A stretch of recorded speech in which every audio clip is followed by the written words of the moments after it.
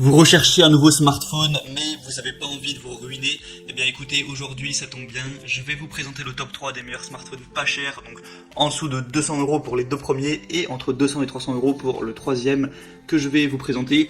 Personnellement, moi je suis de cet avis-là, que c'est plus intéressant d'acheter un smartphone dans les 200 € et par exemple, je sais pas, vous avez 1000 € plutôt que de mettre 1000 € dans un iPhone comme certains font, utilisez 200-300 € si vous avez besoin d'un nouveau smartphone et au moins le reste, vous pouvez l'utiliser pour d'autres choses, vous faire plaisir, économiser, etc.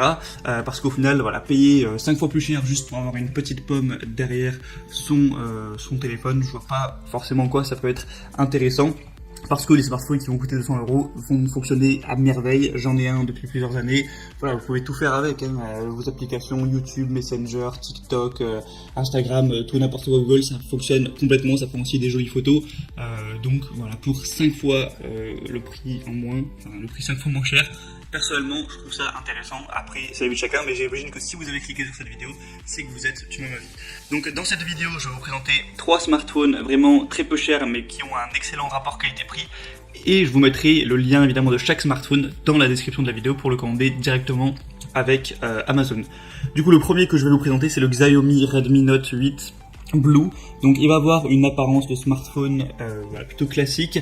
Au niveau de la taille, il va faire 6,3 pouces, un menton plus petit, des bords plus étroits, un taux de remplissage de l'écran supérieur à 90%, une conception vraiment aérodynamique en 3D incurvé sur les 4 côtés, donc c'est vraiment confortable à avoir dans la main. La caméra selfie est à 13 mégapixels, ce qui est quand même pas mal du tout, avec un mode portrait qui permet de mettre l'arrière-plan en flou. La caméra principale, elle, a une résolution de 48 mégapixels, donc ça peut vraiment prendre des jolies vidéos ou des jolies photos, ce qui est intéressant. La batterie est de 4000 mAh, donc ça va tenir assez longtemps, et pour recharger, pour passer de 0 à 100%, ça prendra environ 2 heures. Donc également, ça se recharge assez vite, pas la peine de le laisser toute la nuit à charger. Un haut-parleur puissant qui vous permettre d'avoir un volume externe élevé, donc d'entendre si vous téléphonez au haut-parleur dans un environnement bruyant par exemple. Et également avec une bonne qualité sonore qui a des fonctionnalités comme par exemple supprimer les poussières sonores du haut-parleur.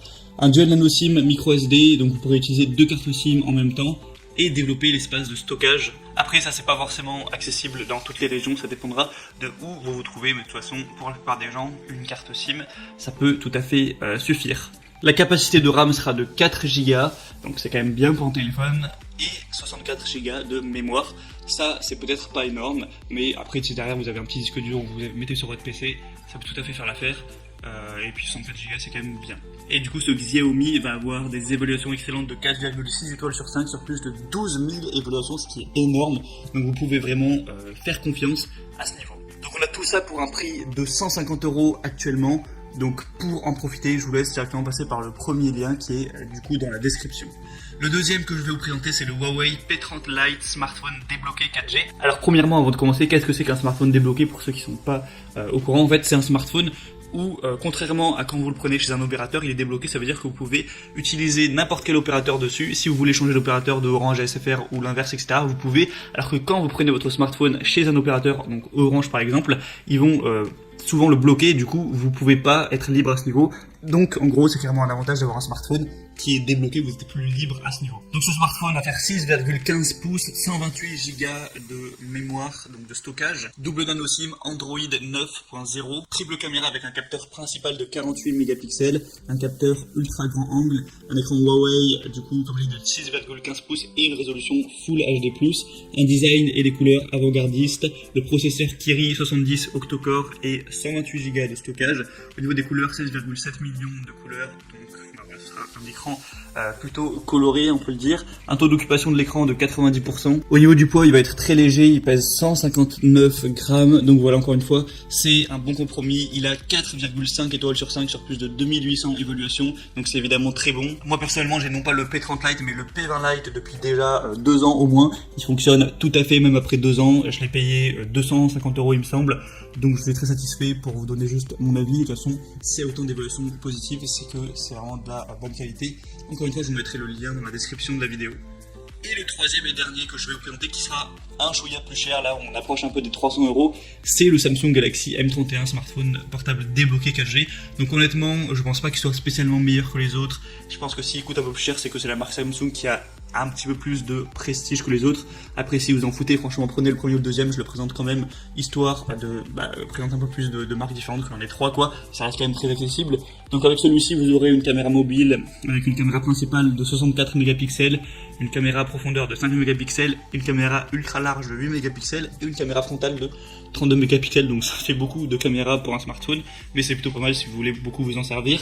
Un écran mobile avec un écran AMOLED Infinity U avec écran Full HD, plus de 6,4 pouces, donc nettement plus gros que ceux que je vous ai présentés avant.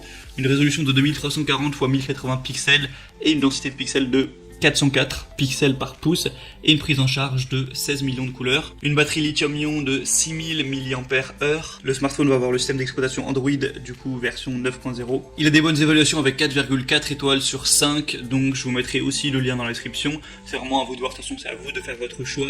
Tous les liens de chaque téléphone seront dans la description en fonction de leur ordre d'apparition.